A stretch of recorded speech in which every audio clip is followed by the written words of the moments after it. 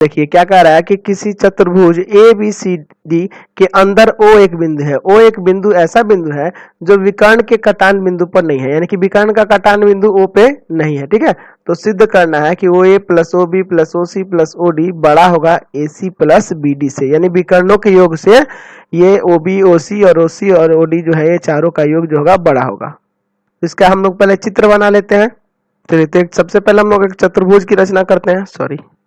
एक चतुर्भुज बनाते हैं यहाँ पे। चलिए, एक चतुर्भुज की रचना करते हैं सबसे पहले।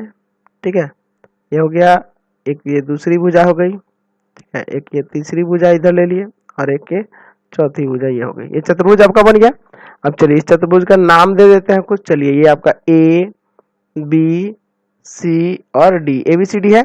और देखिए ओ एक ऐसा बिंदु है जो इनके विकर्ण के कटान बिंदु पर नहीं है। तो सबसे पहले इसके विकर्ण को मिला दीजिए। ठीक है, ये विकर्ण को मिला दीजिए। अब ये जब विकर्ण को मिलाएगा तो इसका जो प्रतिच्छेद बिंदु है ना, ये वो नहीं है, वो कहीं दूसरा बिंदु है। मान लीजिए ओ कोई यहाँ पे बिंदु है।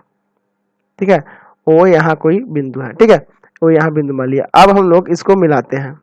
चलिए, अब ओ ए को मिलाइए, है ना, ओ ए मिल गया यहाँ से। ठीक है, ओ बी को मिलाइए, ओ बी को यहाँ से मिला दिए। ठीक है, ओ सी को मिलाइए, तभी ना आपको ये साबित करना है। ओ सी को मिलाइए, ये भी मिला दिए, ओडी को मिलाइए। ठीक है, ये चारों मिल गया। अब देखिए इसको साबित करके हम आपको दिखाते हैं। ठीक है, चलिए सबसे पहले यहाँ लिखिए, दिया है चतुर्भुज ए बी सी डी में ओ कोई बिंदु स्थित है जो विकर्णों के कटान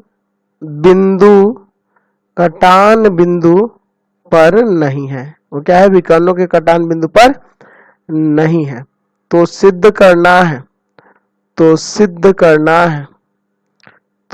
क्या करना है आपको कि यहाँ ओ ए, ओ बी, ओ सी और ओ डी, इन चारों का जो योग होगा ना, इनके विकर्णों के योग से बड़ा होगा, A C plus B D से बड़ा होगा। विकर्ण नहीं ना, ए सी और बी डी, इनके योग से बड़ा होगा, यही दिखाना। चलिए इसका प्रमाण देखिए, बहुत ही सरल है, इसको ध्यान से समझना होगा। हम लोग सबसे देखते हैं त्रिभुज ए ओ सी में, यहाँ देखिए ए ओ सी, ये एक त्रिभुज बनाना है। यहाँ पे ये वाला पतला वाला जो हिस्सा देख रहे हैं, इसमें आप लिख सकते हैं कि ओ ए प्लस ओ सी, क्योंकि हमें जरूरत है ओ ए ओ सी का ना, इधर बड़ा होगा ए सी से, तीसरी भुजा से बड़ा होगा ना। तो लिख सकते हैं कि त्रिभुज के दो भुजाओं का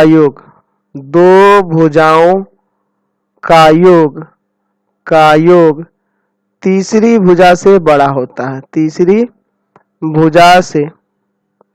भुजा से बड़ा होता है।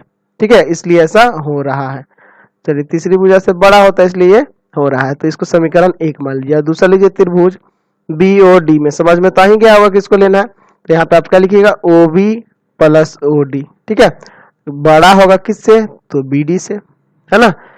त्रिभुज के दो भुजाओं का तीसरी भुजा से बड़ा होता है, इसमें भी यही नियम लग जाएगा। चलिए, इन दोनों को आप खाली जोड़ दिए, जोड़िएगा तो ओ बी ओ सी है ना। यहाँ पे देखिए ओ ए, ओ बी, ओ सी, ओ डी चारों है, इधर ए सी और बी डी हो जाएगा कि नहीं, तो यहाँ से साबित हो जाएगा। तो लिख दीजिए, समीकरण 1 तथा 2 को जोड़ने पर, अच्छा दोनों को जोड़ दीजिए तो आ गया कि नहीं, डायरेक्ट लिख दीजिए ओ बी, है ना, ओ ए, ओ बी, ओ सी और ओ डी, ये चारों लिख दीजिए और ये चारों का योग हो जाएगा ना, यही ना आएगा। और ये बड़ा हो जाएगा किससे, ए सी प्लस बी डी से। यहाँ से आपका प्रमाणित हो गया। तो ये आपका एक्सरसाइज कंप्लीट हो गया। अब इसमें ऑब्जेक्टिव्स हैं, उसको देख लेते हैं। पहला